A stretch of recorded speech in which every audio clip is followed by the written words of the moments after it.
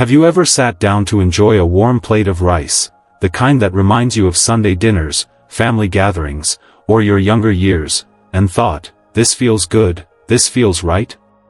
But what if I told you that same comfort food could be quietly working against you, spiking your blood sugar without you even noticing, or making your digestion feel just a little bit off every night, but never quite bad enough to raise concern? I know, it sounds strange. After all, rice is simple. Familiar. It's not cake, or soda, or some processed snack. It's rice. The stuff we've been eating our whole lives. But here's the truth most people never hear. It's not just about what you eat, it's about how you eat it, and rice is no exception. For many seniors, rice is more than food, it's comfort, it's tradition, it's what brings a meal together. But as we age, the body doesn't process it the same way it used to. Blood sugar climbs more easily. The gut becomes more sensitive. And little by little, that trusted staple can start to weigh us down, in ways we don't even see until it's too late. Maybe you've been feeling more tired after meals. Maybe you've noticed bloating or sluggishness you didn't have before. Or maybe your doctor's been mentioning rising sugar levels, even though you're eating what feels like normal food. If any of that feels familiar, stay with me.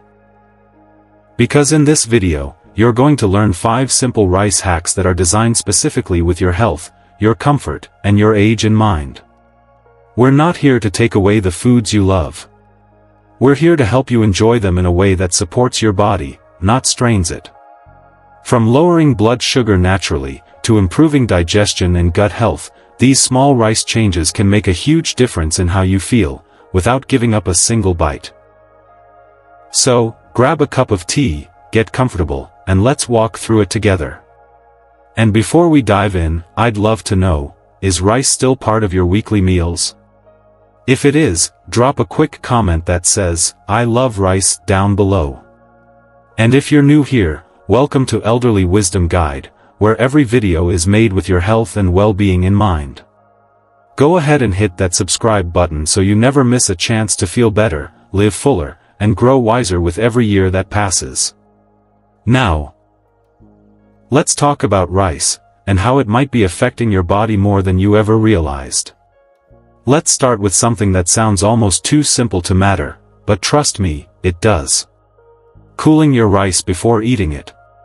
Now, that might sound odd at first. You're probably used to serving rice fresh and hot, steaming right off the stove or the cooker. That warm, comforting smell filling the room. But here's a little story that might make you see rice in a new light. Picture this. Helen, a 71-year-old widow, used to make rice every evening. Just a small pot for herself. Jasmine rice, soft and fluffy, just the way she liked it. But during one of her routine checkups, her doctor flagged her blood sugar. It had crept up again. She wasn't eating desserts. She wasn't drinking sodas. So she was confused. What was going wrong? Her nutritionist offered a strange suggestion: don't stop eating rice, Helen. Just cook it in the morning. Cool it in the fridge. And then reheat it at dinner. Helen raised her eyebrows. Reheat my rice? Won't that ruin it? But she was curious. So she tried it. She made her usual rice in the morning. Let it cool completely. Stored it in the fridge. Then that evening, instead of cooking a fresh pot, she gently reheated the same rice with a bit of water on the stove. Weeks went by. Nothing dramatic, just a small shift. But during her next blood work, something had changed. Her sugar levels weren't spiking like before. She felt a little lighter. A little less bloated after dinner. And for the first time in months, her digestion felt calmer. Here's the secret: when rice is cooked and then cooled, it goes through a transformation. A kind of magic, you could say, only it's pure science. During the cooling process, some of the starches in rice change structure. They become what's called resistant starch. And that means your body treats them differently. Unlike regular starch, resistant starch isn't broken down and absorbed as glucose right away. Instead, it behaves more like fiber, slowing down digestion, feeding the good bacteria in your gut, and helping prevent those quick, unhealthy blood sugar spikes that leave you drained and sluggish. And here's the best part, this change happens without altering the taste or comfort of your meal. It's still rice. Still warm. Still filling. But your body processes it with a gentler touch. Now, there's a big misconception out there. People say, leftover rice? Isn't that unsafe? Doesn't it taste old? But that's not the whole story. The real issue with leftover rice is how it's stored and reheated. If you let it sit out at room temperature for too long, yes, that can grow bacteria. But if you cool it properly, refrigerate it within 1 hour of cooking, and reheat it thoroughly, you're safe. And more than safe, you're giving your body a little gift. For seniors, especially those managing diabetes or gut issues, this one small shift can create noticeable changes. It's not a gimmick. It's not a trend. It's a practical, gentle way to support your health, without giving up the comfort of a familiar dish. So, here's what you do: cook your rice in the morning. Let it cool completely. Place it in a clean, sealed container in the fridge. Let it rest there for at least 10 to 12 hours, overnight is perfect. When you're ready to eat, skip the microwave if you can.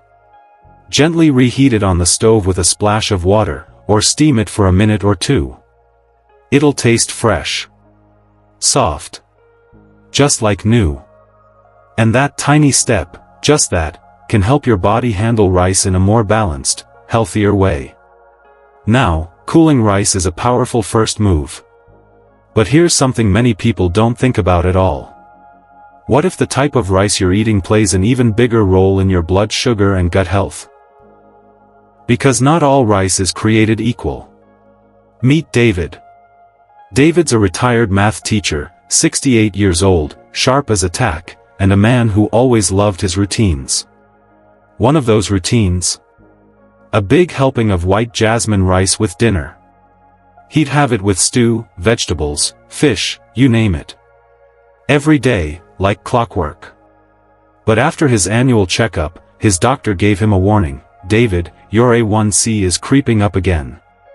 We've got to get it under control. David was confused. He didn't eat sweets. He avoided junk food. Rice felt safe. Familiar. Isn't rice healthy? He asked. His doctor didn't tell him to cut it out completely. Instead, he said this: let's switch the kind of rice you're using. Try basmati. Maybe even give black rice a chance. Now, David raised his eyebrows. Black rice? Never heard of it. Still, he gave it a shot. Started mixing things up. 1 week it was basmati, the next brown, and once a week, he'd try that mysterious black rice. Just to see what the fuss was about. 3 months later, David walked back into the clinic, and his A1C had dropped. Not drastically, but slowly and steadily. Enough to make a difference.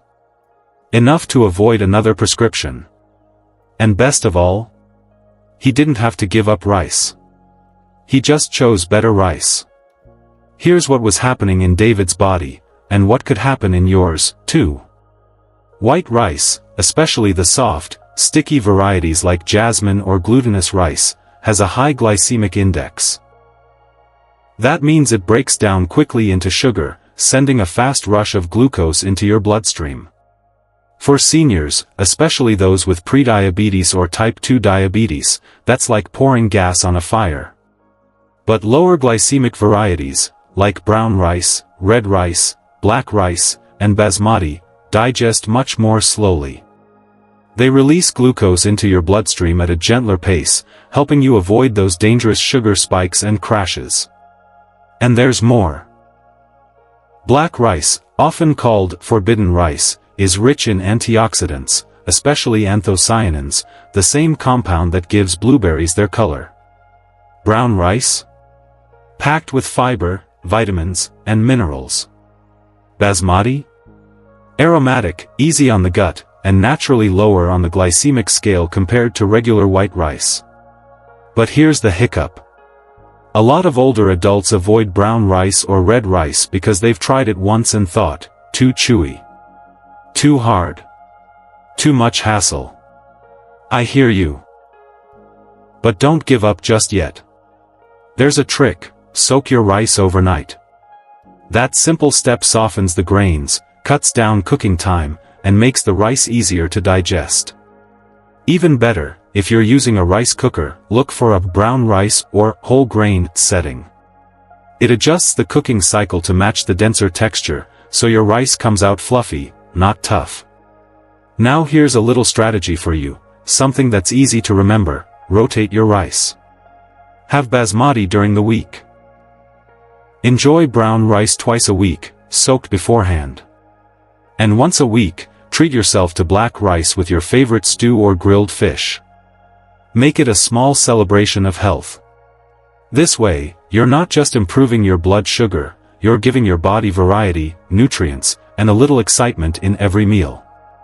So, remember, sometimes it's not about eating less. It's about eating smarter. And with rice, choosing the right kind can make all the difference in how your body responds. But choosing the rice is just one side of the plate.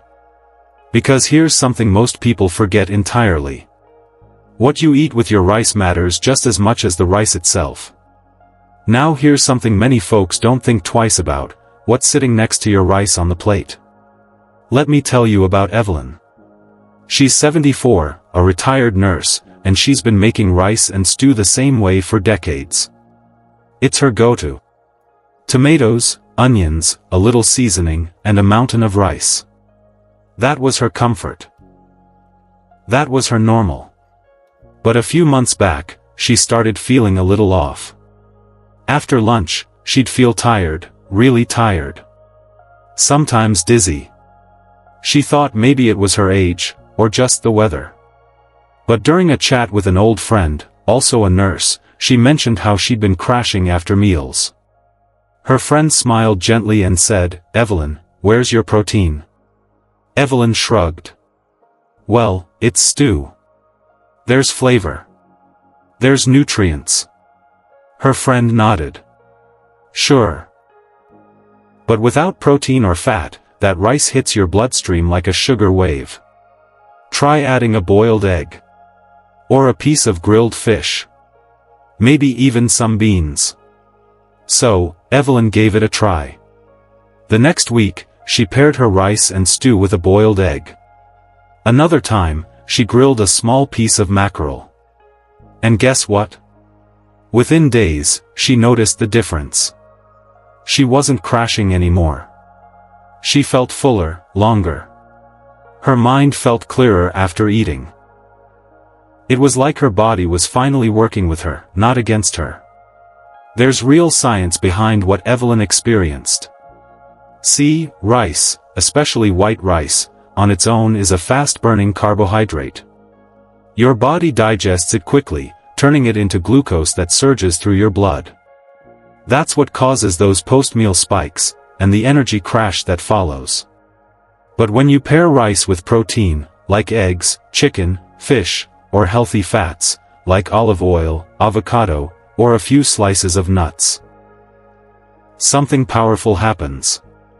The digestion slows down. Protein and fat act like a buffer. They keep your body from breaking down the rice too fast. That means your blood sugar rises more gently, more steadily. Your energy lasts longer. And your gut feels more satisfied. Now here's a misconception that's held a lot of older folks back: fat is bad. Fat clogs your arteries. That was the story for years. But not all fat is the same. The right fats, like those in extra virgin olive oil, avocado, fatty fish like sardines or salmon, they're actually good for your heart, your brain, and your energy levels. They help you absorb certain vitamins. They make meals more filling. And yes, they help keep your blood sugar in check. So how do you do this in your own kitchen, without making it complicated? Here are some simple ideas. Drizzle a spoonful of olive oil over your rice before serving. Add a hard-boiled egg on the side. Grill a small piece of chicken, turkey, or fish. Mix in some cooked beans or lentils for a plant-based option. Sprinkle in a few pumpkin seeds or chopped nuts for texture and nourishment. You don't have to change everything. Just add one thing. One small step to make your rice work with your body, not against it. And you know what? Most people don't realize it, but that feeling of being constantly hungry, or crashing 2 hours after a meal, that's not just aging. It's your blood sugar speaking. Balance your plate, and your body will balance itself. But let's take it a step further. Because even if you're cooling your rice, and switching to better varieties, and pairing it with the right foods, there's still one silent troublemaker that most people overlook. Portion size. And if you're someone who eats rice daily, that portion, it might be quietly working against your health, without you even knowing it. Now let's talk about something so simple, yet so often ignored. How much rice you're actually eating. Let me introduce you to Frank. Frank's 76, a retired mechanic who still takes pride in doing little repairs around the house. Strong guy, loves his food, and he's always had a good appetite. Every evening, Frank would pile his plate high with rice. Not just a scoop, half the plate. And hey, he thought, it's rice. It's not cake. It's not fried food. I'm eating clean.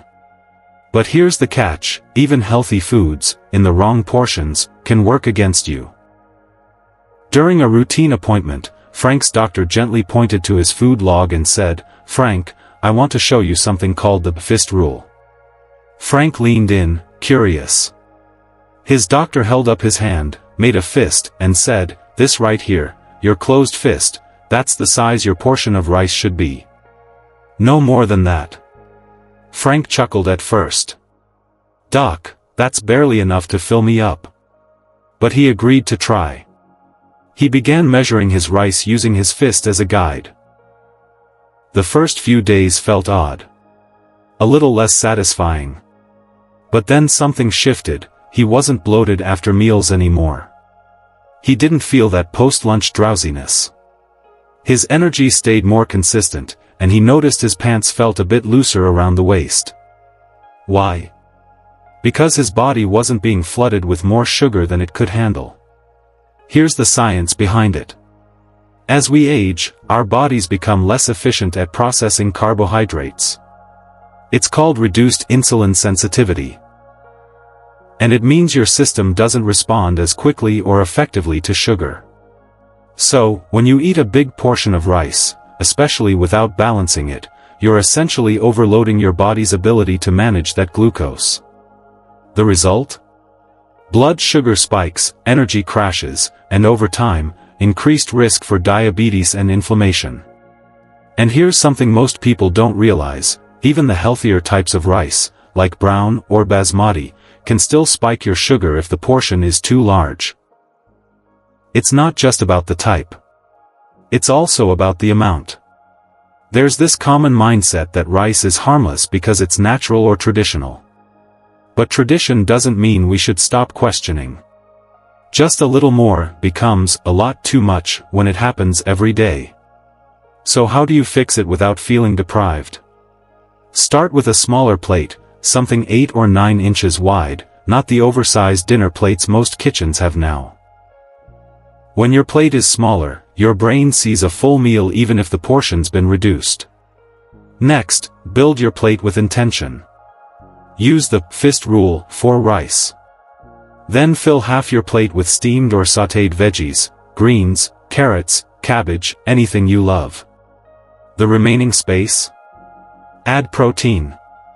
A piece of grilled chicken, fish, beans, or tofu. You're not eating less, you're eating smarter. Your plate still looks full. you still feel satisfied. But your blood sugar, your gut, and your energy levels will thank you for the balance. This small shift in portioning can transform how your body responds to meals. Because rice itself isn't the villain, excess is. And now that you've learned how cooling rice, choosing better varieties, adding protein and fats, and mastering your portions can all support your health. Let's talk about one final hack, and this one usually surprises everyone. It's an ingredient you probably have sitting in your kitchen right now. You might use it for salads or sore throats. But when you combine it with rice the right way, it can actually help lower blood sugar and support your gut in ways you never imagined. Apple cider vinegar. Now, I know what you're thinking. Vinegar? With rice? It sounds strange, even a little unpleasant, right? Most of us think of vinegar as something you splash on a salad, or maybe take a spoonful of when you've got a sore throat. But let me share a quick story that might make you look at it differently. Linda, 69, lives alone in a quiet suburb and likes watching health programs during her morning tea. One day, she heard a nutritionist mention adding apple cider vinegar to rice water to help regulate blood sugar. She nearly laughed out loud. Vinegar? In my rice? That can't taste good. Still, she was curious.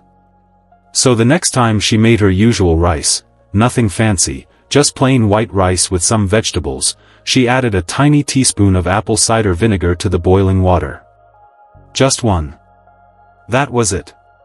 She didn't taste a difference. The rice smelled the same. Looked the same. Tasted the same. But something unexpected happened over the next few weeks. Her afternoon sugar crashes. Gone. That heavy, sleepy feeling after lunch? Much lighter. And during her next check-in, her doctor raised an eyebrow at her more stable blood sugar readings. You've made a change, he said. And she had. A very small one. But it mattered. So, what's the science behind it? Apple cider vinegar contains acetic acid, and acetic acid has a pretty neat trick. It slows down the breakdown of carbohydrates in your stomach. That means when you eat rice that's been cooked or finished with a bit of apple cider vinegar, your body doesn't convert all those starches into glucose in one big rush. Instead, it digests them slowly. Gently. In waves. That gives your blood sugar time to adjust. Your insulin doesn't go into overdrive. And your energy stays more stable. It also supports digestion by boosting stomach acid slightly, which can help especially if you struggle with bloating or slow metabolism. Now, here's the common misunderstanding. A lot of folks think vinegar is only good for salads or pickles, or they worry it'll make their food sour or bitter. But when used sparingly, you can't even taste it. That little splash gets absorbed into the cooking water, and the flavor mellows completely. No, it won't make your rice smell like a salad. No, it won't upset your stomach, as long as you don't overdo it. A teaspoon is all you need. For a pot of rice, that's plenty. And if you're reheating cooled rice, you can even add a few drops at the end as a drizzle, just enough to coat the grains lightly. Think of it like seasoning, not for flavor, but for function. One important reminder: if you have a sensitive stomach, ulcers, or acid reflux, talk to your doctor first. Vinegar is powerful, and while it can help, it's best to listen to your body and ease into it gently. But for most seniors, this small step adds one more layer of support, one more tool to keep your blood sugar in balance and your gut feeling just a little more at peace. These 5 hacks may seem simple: cooling your rice, choosing smarter varieties, adding proteins and healthy fats, keeping portions in check, and yes, even a touch of vinegar. But together, they're like puzzle pieces. Each one supports the other. Each one reduces the strain on your body. Each one helps you enjoy your meals, not fear them. And when you start combining these habits, day by day, bite by bite, you'll start noticing the difference in how you feel, how you move, and how your body responds to something as familiar and beloved as rice. It's not about giving anything up. It's about giving your body what it needs to thrive, without sacrificing the comfort of the foods you love. Now let's talk about what all of this truly means. Not just for your plate, but for your life. You see, for many of us, rice isn't just a carbohydrate. It's comfort. It's the warmth of a family dinner after a long day. It's the pot bubbling on the stove while children play in the next room. It's Sunday meals, holiday gatherings, quiet moments shared with loved ones. For Evelyn, it reminded her of the days when her mother taught her how to rinse the grains just right, until the water ran clear. For Frank, it was the first thing he learned to cook when his wife passed, and he had to fend for himself again. And for Linda, it was the one meal her grandkids always asked for when they came over, rice with a little butter, a little pepper, and a whole lot of love. So, when we talk about changing how we eat rice, it can feel emotional. Like we're rewriting a tradition. Like we're saying goodbye to a version of ourselves. But here's the truth, you're not giving anything up. You're adapting. You're listening to your body. You're honoring your history and your health. Think of these small shifts as gifts you give yourself. Not rules. Not punishments. They're not taking rice away from you, they're returning it to you, in a way that supports the stage of life you're in now. Because your body today is not your body at 25. And that's not a loss, it's wisdom. And wisdom, when paired with intention, becomes power. So, if you've been worried that enjoying rice means compromising your blood sugar or your energy. If you felt guilt or confusion at the dinner table. Let that go. Start fresh. Start gentle. Try just one hack. Maybe tonight. Maybe tomorrow. Cool your rice. Swap your variety. Add an egg. Whatever feels easy, natural, doable. And then, just observe. How do you feel afterward? How's your energy? Your digestion? Your peace of mind? Change doesn't have to be loud or dramatic. The most lasting changes happen quietly, in the little things we do, day after day, that slowly turn into habits that serve us. And that's how it begins. Not with a diet. Not with fear. But with one smart choice, followed by another. You deserve to feel good after you eat. You deserve to enjoy your food and thrive because of it. You deserve health without sacrificing happiness. Because with a little creativity, a little courage, and a little care, you can have both. Comfort and control. Memory and mindfulness. Tradition and transformation. Let's quickly recap what we explored today. 5 simple, science-backed rice hacks for better blood sugar, better energy, and better aging. 1. Cool your rice before eating, to build resistant starch and reduce glucose spikes. 2. Switch to lower glycemic rice like basmati, brown, or black rice, for a gentler glucose impact. 3. Pair rice with protein and healthy fats, to slow digestion and help you feel fuller longer. 4. Use the fist rule, 4 portions, to avoid overwhelming your system with too much starch. 5. Add a splash of apple cider vinegar, to naturally temper blood sugar after meals. Now I'd love to hear from you. Which of these 5 are you most curious about? Do you have your own rice hack or tradition that's worked wonders for your health? Drop it in the comments. Let's learn from one another, because here on Elderly Wisdom Guide, your experience matters just as much as the science. And if this video made you feel seen, supported, or inspired, why not subscribe?